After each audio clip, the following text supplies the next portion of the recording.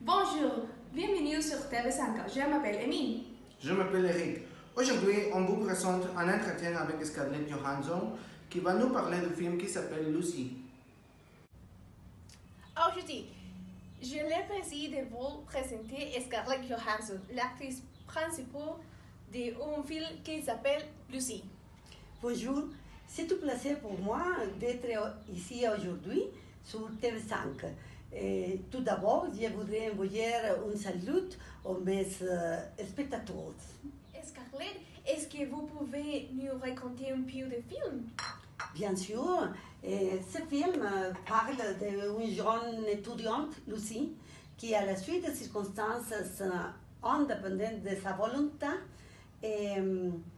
voit ses capacités intellectuelles se développent à l'infini. Elle colonise son cerveau et acquiert des pouvoirs illimités. Oh oui, c'est bien trop intéressant. Quel type de film est-il? C'est un film d'action-fiction français du directeur Luc Besson. Action-fiction. Oui, la reine du film a joué aussi une importance non négligeable, aussi que l'alternance de faits spéciaux bien ficus et assez originaux. Qu'est-ce que vous pensez de votre personnage? Lucie, elle est un personnage qui devient complètement désincarné au fur et à mesure de la progression de ses capacités neurologiques. Je crois que c'est un film intéressant. Merci beaucoup, Scarlett, pour votre temps. Je vous invite à regarder Lucy. Au revoir. Pardon pour mon français, mais je suis américaine. Pas de problème. À mon avis, c'est un film intéressant. Maintenant, on continue avec un entretien qui nous a donné Kylian Mbappé. On laisse la parole à Cindy. Bonjour, on est ici dans le stade Parc des Princes, au Saint-Denis, pour le match de le Paris Saint-Germain contre le Manchester United. Voici avec nous Kylian Mbappé, une des stars de la Coupe du Monde 2018. Est-ce que vous êtes nerveux pour le match d'aujourd'hui? Bien sûr, un peu, mais avec confiance. Admirez-vous un autre footballeur? Quand j'étais petit, j'admirais Cristiano Ronaldo. Maintenant, je pense seulement à prendre des autres. C'est vraiment intéressant. En fait, on sait que vous êtes issu d'une famille de sportifs. Est-ce que vous pouvez nous rapporter un peu? Bah oui, mon père est un ancien entraîneur et footballeur aussi. Ma mère a été andalouse. Mon grand-père a joué du football professionnel depuis 2006. Mais mon petit frère compte sur. Il est vraiment un des plus grands espoirs du football mondial. C'est important à dire qu'il a donné tout l'argent qu'il a gagné sur la Coupe du Monde à Première des Côtes, une association qui encourage le sport avec des enfants hospitaliers. On retourne au studio avec Eric et Amy. Il est vraiment un exemple à suivre. Et ensuite, comme on sait, le 20 mars a été le jour de la francophonie. Et au Calusac, le 23 mars, ils l'ont fêté. Plusieurs activités. Nous avons le 12e tournoi de pétanque. Donc pour les personnes qui ne connaissent pas la pétanque, vous avez la pétanque, le sport donc français. Nous avons 8 équipes aujourd'hui et donc il y aura 3 prix pour le tournoi de pétanque pour les gagnants. Nous avons aussi une grande diversité gastronomique. Nous avons donc de la cuisine suisse, française, belge,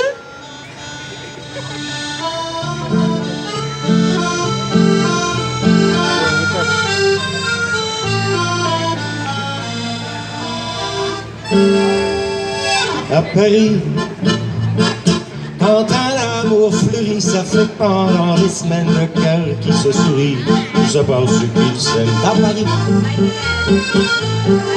Au printemps, sur les toits, les girouettes tournent au fond les coquettes, avec le premier vent qui passe un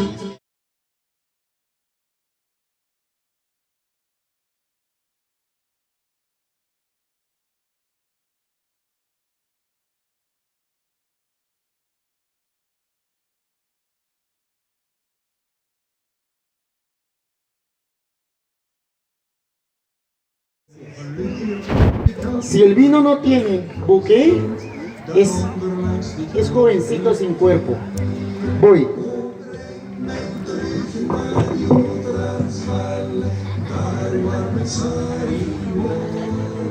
Aroma. 1, 2, 3, 4, 5. Flores, frutas, especias, vegetales y minerales. Cada vino tiene una inclinación aromática de flor, de frutas y de especias. Se dice que el vino tiene mucha presencia, mucho carácter, cuando se incrementan las sensaciones aromáticas, que hoy mencioné solamente 5. Hay más.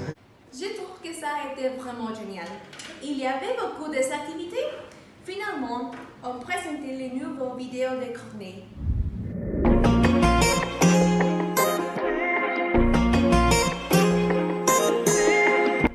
Maintenant, on va parler de Corneille qui revient avec un deuxième album qui s'intitule Parce qu'on aime. Et à mon avis, c'est un énorme grand doué à son premier album qui s'appelle Parce qu'on vend de Lyon en 2002.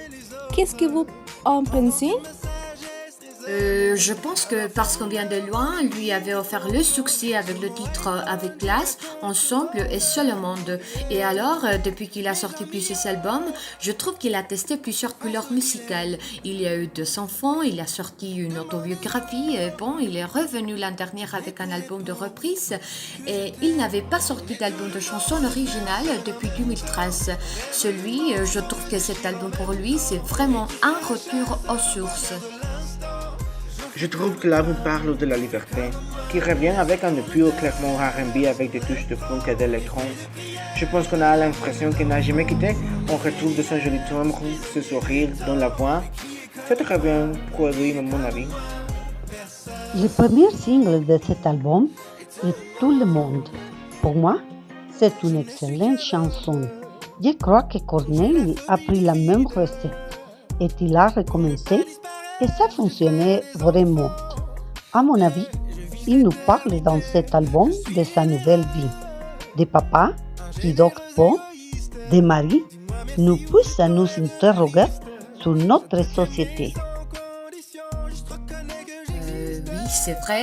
Je pense aussi qu'il donne un message à cette génération, son père, qui s'est construit dans la difficulté qu'il fait tout aujourd'hui pour être de bons parents. On est d'accord que cet album est génial. C'est important à dire qu'après d'une longue absence, il donnera un concert parisien à l'Alhambra, Paris, le 3 avril. Note bien la date, en attendant de le revoir sur scène. On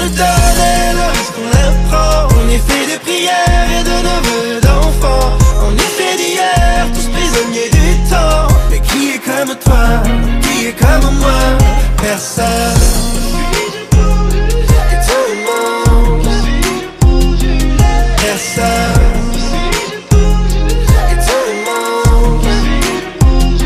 On a tous un père qui n'est pas vraiment là, ou encore une mère qui ne nous comprend pas. On a tous eu un amour qui n'est pas tellement ça. Oh, on s'est tous levés un jour, tout l'espoir en bas. On est tous là jeunes. Jusqu'ici l'information d'aujourd'hui. On vous remercie de nous voir. Au revoir. Au revoir.